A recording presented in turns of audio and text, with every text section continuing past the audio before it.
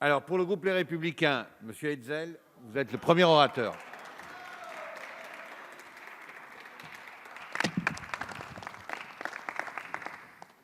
Merci beaucoup, Monsieur le Président. Madame la Ministre, les réserves accumulées par l'ensemble des régimes complémentaires français de retraite obligatoire représentent un montant de plus de 118 milliards d'euros. Les principaux montants sont détenus par l'Agirc-Arrco, plus de 70 milliards, les régimes complémentaires de la caisse de la CNAVPL, aux alentours de 22 milliards d'euros, le régime complémentaire des indépendants un peu plus de 16 milliards et l'Ircantec un peu plus de 7 milliards. Ces réserves ont été constituées par un effort soutenu des affiliés à ces différents régimes. Pour l'Agirc-Arrco, un taux d'appel a été mis en place depuis 1996.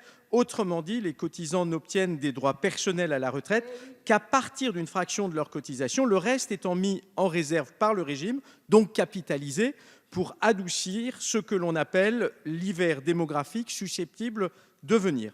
C'est-à-dire que de plus en plus de retraités seront présents pour un nombre stable de cotisants. Ainsi, les cotisations sont appelées à 127%, ce qui signifie que lorsqu'un cotisant verse 127 €, seulement 100 ouvrent droit à des droits personnels à la retraite et 27 € restent mis en réserve par le régime. Cette épargne de fourmis ne doit évidemment pas être captée par les cigales, fussent-elles macroniennes. Il y a fort à craindre que ces réserves, après des tours de passe-passe, servent à financer les nombreuses dérogations et compensations que le gouvernement s'apprête à concéder à certains.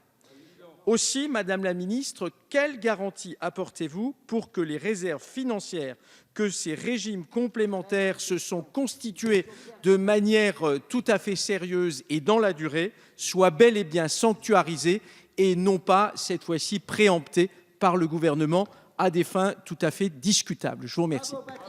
Merci, M. Hetzel. Madame la Ministre. Merci, Monsieur le Président. Monsieur le député Hetzel, ce que vous exprimez aujourd'hui, nous l'avons beaucoup entendu. Nous l'avons entendu de tous les partenaires sociaux avec lesquels nous avons travaillé depuis de longs mois. Et donc, les garanties leur ont été apportées régulièrement et je suis heureuse de pouvoir apporter les mêmes garanties devant la représentation nationale, donc sur les réserves.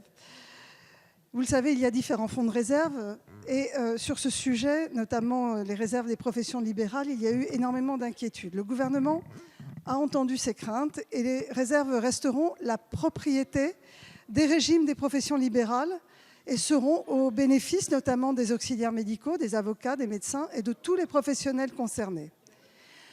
Comme cela a été indiqué dans le cadre de la concertation, elles pourront être utilisées par les professions concernées pour lisser d'éventuelles hausses de taux de cotisation lors de la transition ou baisse de rendement, développer des actions de prévoyance décès ou d'action sociale ou abonder des régimes supplémentaires dans le cadre du comité de la protection sociale des professions libérales créé à l'article 51.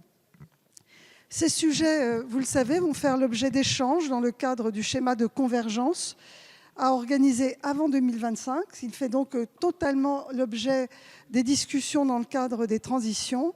Et ce projet de loi ne comprend donc aucune autre disposition sur les réserves, hors la reprise au titre de la couverture du fonds de roulement des régimes intégrés à hauteur de 3 mois de prestations maximum pour la trésorerie de l'ACOSS. Je vous remercie. Merci, Madame la Ministre.